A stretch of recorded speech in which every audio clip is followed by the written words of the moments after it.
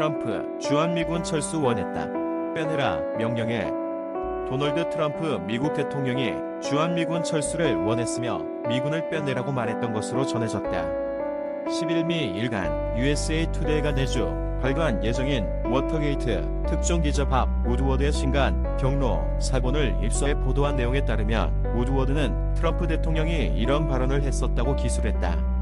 트럼프 대통령은 미국이 북대서양조약기구 회원국 및 한국과 같은 다른 동맹들의 호구가 됐다면서 미국이 전 세계의 군사적 의무를 부담하는 데 대해 불평했다. 미국 동맹들의 해체 가능성은 트럼프 행정부의 제임스 매티스 초대 국방장관과 겐 코츠 당시 국가정보국 국장 사이의 논의 주제였다.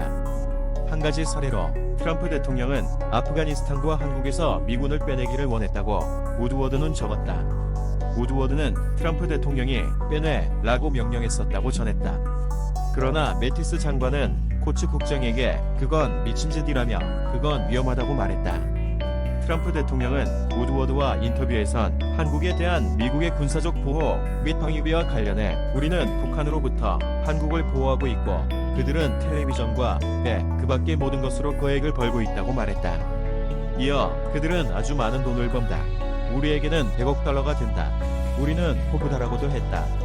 우드워드는 또 트럼프 대통령이 김정은 북한 국무위원장을 기쁘게 하기 위한 조치로 갑작스러운 한국과의 군사훈련 취소 결정을 내린 뒤 매티스 장관은 중국과 러시아, 북한에 보내는 메시지에 우려를 표명했다고 책에 적었다. 매티스 장관은 우리가 하는 것은 실제로 미국을 파괴하는 방법을 보여주는 것이라고 비판했다. 또 그것이 우리가 그들에게 보여주는 것이다.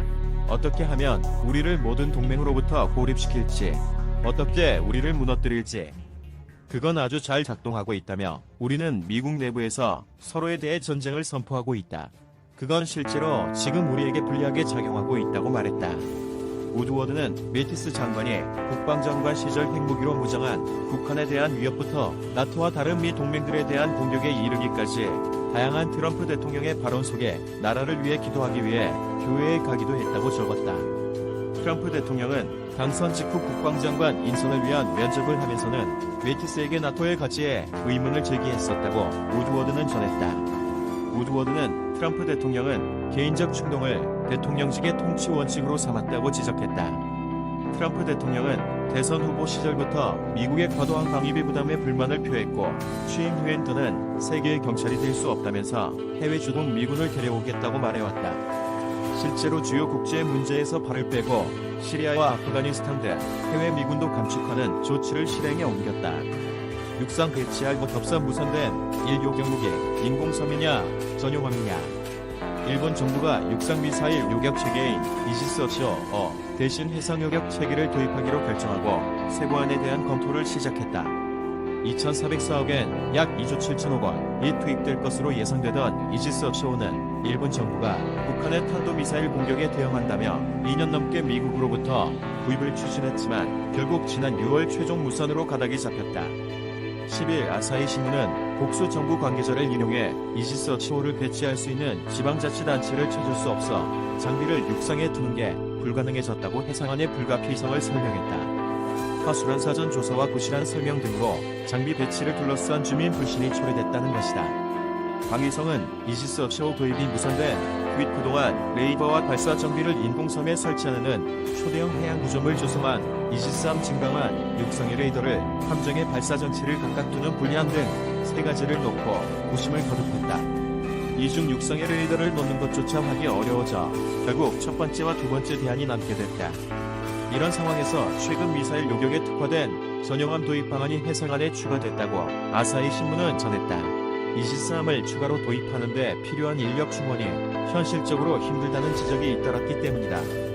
해상 자위대 측은 안 그래도 젊은 층의 인기가 없어서 인력 충원에 애를 먹고 있는데 승조원이 300여 명인 이지스함을 2척이나 늘리는 게 말이 되느냐고 정부에 어려움을 호소했다고 한다. 방위성은 전용함을 도입하면 이지스함보다 인력이 덜 투입될 수 있다고 보고 미국 측과 육상 이지스 장비를 함정에 싣는 것이 가능한지 기술적 협의를 진행하고 있다. 하지만 해상안에도 고민이 없는 것은 아니다. 아사히 신문은 날씨의 운영 능력이 제한되는 해상안 특성상 24시간 365일 방호가 결국 무색해졌다고 꼬집었다. 일본 정부는 이지스쇼 도입을 추진하는 과정에서 이 같은 상시 방어를 명분으로 고기용 군비 경쟁에 불과하다는 일각의 비판론을 잠재웠다. 아베 신조 일본 총리는 조만간 담화를 내고 해당 해상항과 적기지 공격, 능력 보유, 내용 등을 포함한 안보 정책의 새 방침을 발표할 계획이다. 아사히 신문은 최종 판단은 다음 내각이 연내에 결론 짓는 방식이 될 것이라며 방위성이 이번 달까지 제출하는 내년도 예산안에도 구체적인 금액이 제시되지 않는다고 설명했다.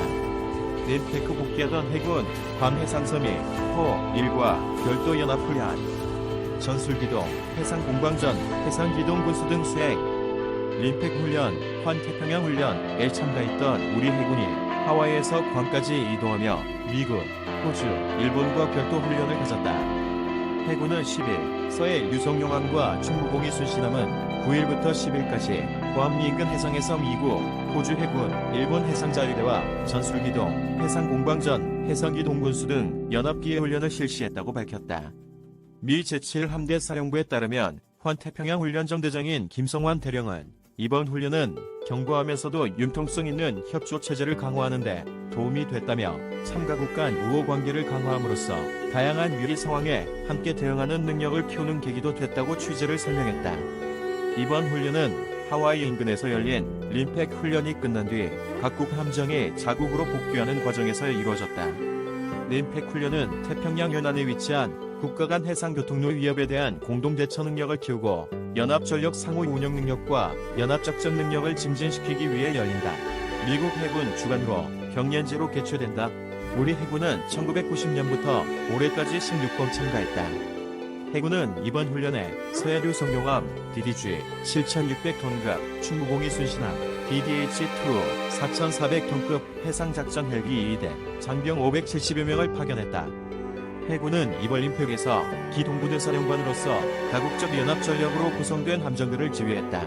해양처단작전, 해상공방전, 대전전, 수상전 등의 상에서 진행되는 다양한 훈련이 이루어졌다.